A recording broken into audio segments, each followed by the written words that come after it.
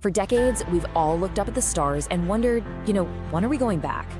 Well, we are right on the edge of that moment. So let's talk about Artemis 2, the mission that's finally going to take us beyond the cradle of Earth and back to the moon. Yeah, after more than half a century of waiting, a truly monumental event in human exploration is right around the corner. The countdown has officially begun for the first crewed mission into deep space since the Apollo days. This is it, a brand new chapter in our journey to the stars. To really get a grip on where we're headed, we gotta take a second and remember just how long it's been since we were last there. I mean, can you believe it? It's been over 50 years since the crew of Apollo 17 left the last human footprints on the moon. For basically 2 whole generations, humanity hasn't gone any further than the space station that's just circling right above us. But that is all about to change. And this new era, well, it has a name: Artemis. Artemis 2 is the mission that's going to carry that torch from the Apollo generation right into the 21st century. So what is this mission, really? Let's break down the who, the what, and the how of this absolutely incredible journey. 4 astronauts are going to be strapped in for this historic flight. 4 pioneers who are about to travel farther from Earth than any human being has since 1972.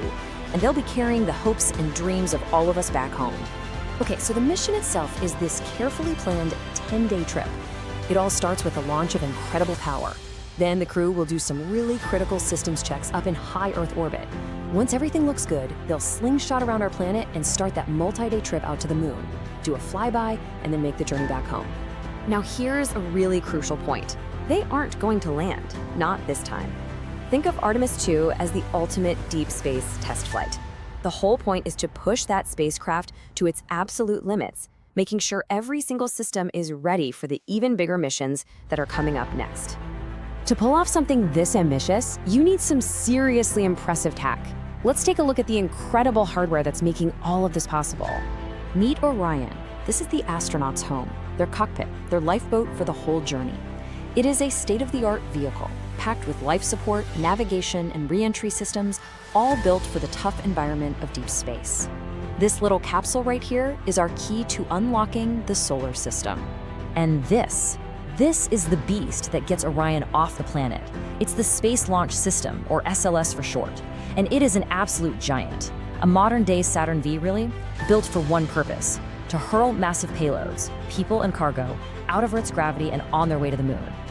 And just to be super clear, this isn't just another big rocket. It is literally the most powerful rocket humanity has ever built. That kind of raw, unprecedented power is exactly what you need to kickstart a whole new era of exploration. But look, this mission is about so much more than just awesome hardware. It represents a total shift in how we even think about exploring space. And that really is the big question, isn't it? We've been to the moon before, so why go back now?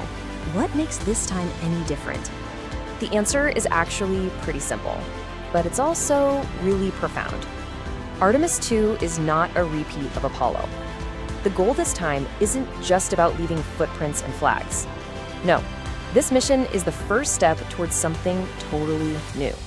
And there it is. That's probably the single most important thing to understand about this whole program. Apollo was about visiting, planting a flag, grabbing some rocks, and coming home.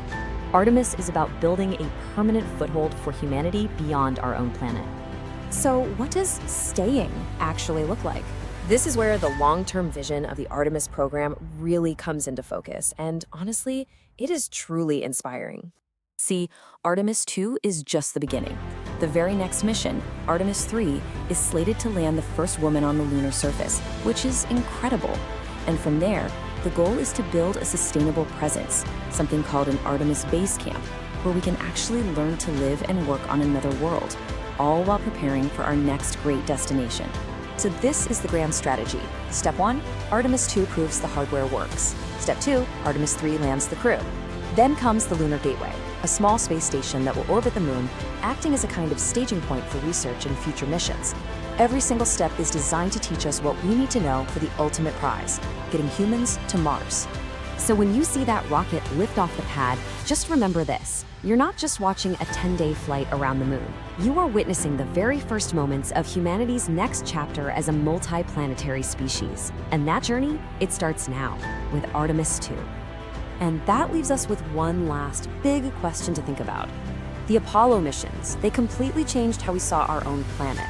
So as we prepare to actually live beyond it, how will that change us?